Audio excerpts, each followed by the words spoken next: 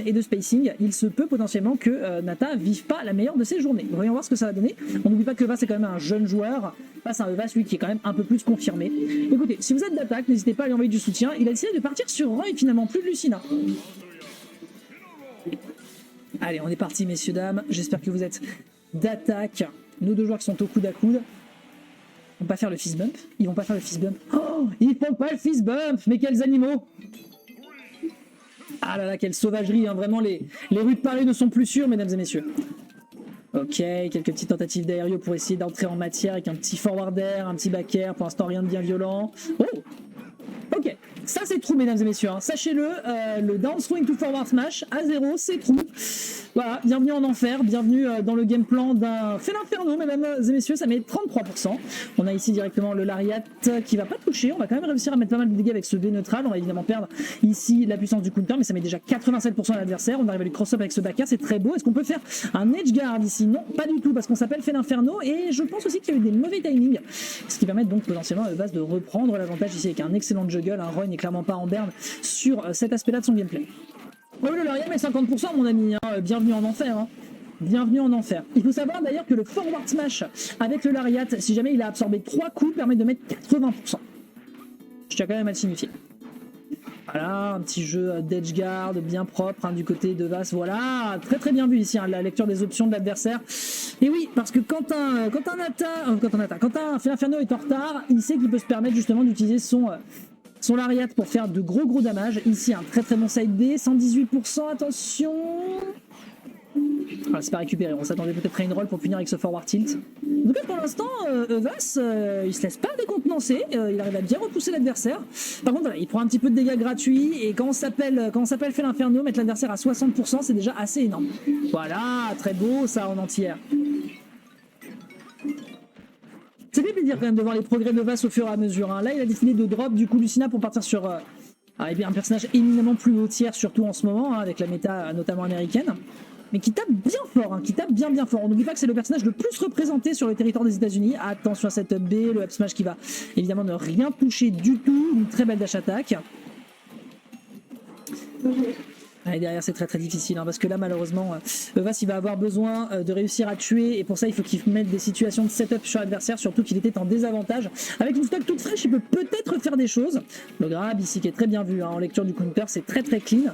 On pousse l'adversaire, on le met à 87%, malheureusement ouais, on est peut-être un peu trop sûr des options que va potentiellement proposer l'adversaire, et étant donné que Nata a l'air d'être très très friand du counter, si Vas se donne le temps de la patience, il y a de grandes chances qu'il puisse potentiellement s'en remettre. Très très bon backer, malheureusement ça ne tuera toujours pas parce que Nata a de très gros muscles avec son personnage. Grab sur un main suplex, 17%, je tiens à le rappeler. Que les personnes qui disent que ce n'est pas un grappleur, c'est des menteurs. Hein. Très belle B, ça tuera pas. Ouais, on le voit ici, un counter encore une fois. La dash attack aurait pu être dévastatrice d'ailleurs. Ah, joli bait. Et enfin de l'entière. Alors 33%, c'est beaucoup mieux qu'à la stock précédente. Donc Nata, a priori, va devoir beaucoup plus bosser pour aller toucher l'adversaire. Évidemment, l'invincibilité sur les premières frames de Smooth lui permettre de contribuer, enfin de lui confirmer un avantage solide. 80% dans la tête de l'adversaire. Les 25% récupérés par le coup dans la gorge va lui permettre de continuer ici de plus en plus de pression.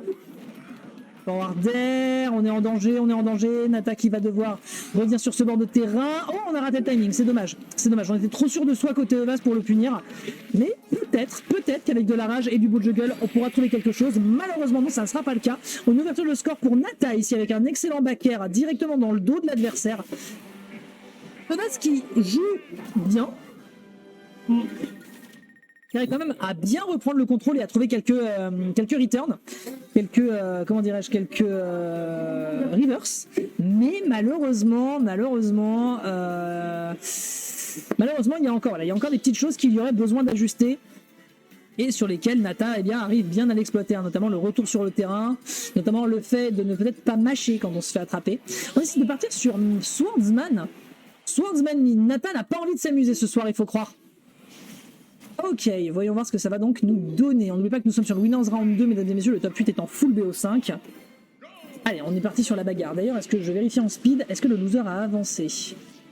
Le loser n'a pas encore avancé, il va falloir le lancer, messieurs, dames. Il va falloir que ça se lance. Donc 40 joueurs ce soir, 40 joueurs, c'est quand même du beau monde. On a du Winder, on a du Kingle, oula, Novas qui s'est perdu. On a du Winder, du Mokid, du Mescall toujours. Donc du beau petit monde. Attention, ok, ça touche, on balance un autre B, ça va être 50% dans les gencives. Déjà très violent. Je pense que Nathan n'a pas la connaissance de match-up, c'est peut-être pour ça qu'il a un petit peu de mal à trouver des entrées en matière. Un très bon down air ici, les tornades ici qui bloquent beaucoup et qui lui bloquent beaucoup la vie à ce pauvre As.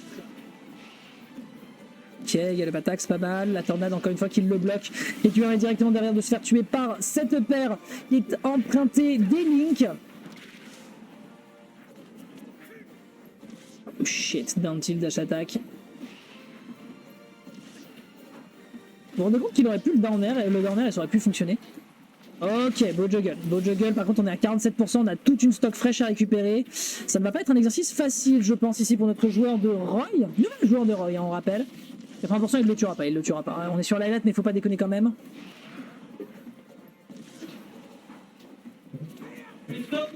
Ouais, malheureusement, l'exercice est difficile. Là, ici, ce down air qui lui bloque la vie, la tornade. La prochaine tornade qui se prend, c'est terminé. Ouais, la prochaine tornade qui se prend, évidemment, c'était terminé. Nathan qui s'est un petit peu amusé tout de même avec son adversaire. Ça mériterait peut-être de lui donner quelques conseils. Mais je pense qu'il y avait surtout une grosse méconnaissance de match-up. Hein. Les Miss Swordsman, malheureusement...